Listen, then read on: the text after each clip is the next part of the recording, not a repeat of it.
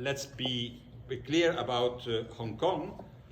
Despite the bravery of the citizens of Hong Kong, we have to recognize that we, the West, the democratic countries, abandoned them, leaving them alone in their fight the last years, even though they were fighting our fight. And my participation in IPAC is a direct consequence of what happened in Hong Kong. I was never interested in the Inter-Parliamentary Alliance on China until everything what happened in Hong Kong. And we as IPAC, we have all different political opinions, naturally. We come from different political parties, we have different backgrounds, we have different experiences. And maybe some of you were certainly quicker to see through China, and some were maybe more optimistic or more pessimistic than others about China. But I think we can easily say today that we all share one conviction, and that is the urgent need to counter the systemic threat that China represents to our democracies and to our rule-based order. Because, let's be honest, China is not alone.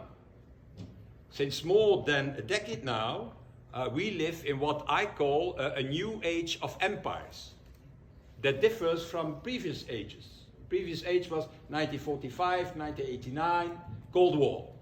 Then 1989 until 2012, the wave of liberal democracy.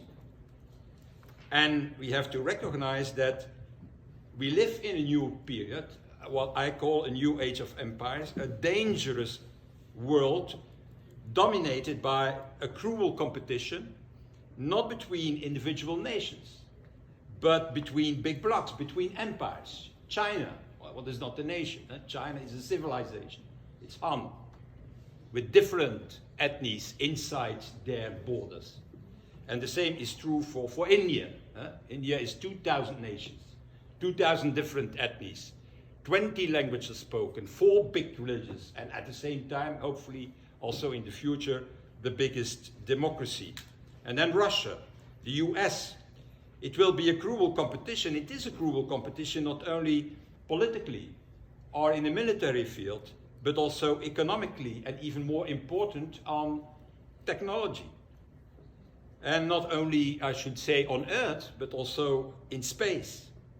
So what is happening in this new age of empires, and what we're seeing, is that individual nations living outside the umbrella of one of these blocks are not secure and risk to become the battlefield of this new competition between these new and old empires. That's the reason, ladies and gentlemen, why Sweden and Finland are breaking today with their old-fashioned attitude of neutrality and wants to become member of NATO. That's also the reason why an urgent and, in my opinion, in-depth reform of the European Union is absolutely needed so that it can become a real geopolitical player, not only with words, but also in action. And that's definitely also the reason why there is today a brutal war raging in Ukraine. Moreover, this new age of empires, in my opinion, will be fueled by an existential fight between two systems, autocracy at the one hand and democracy at the other hand. Everybody remembers the works of Francis Fukuyama.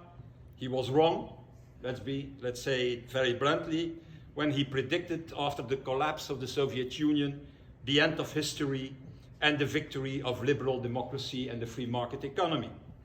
The reality is, history never ends.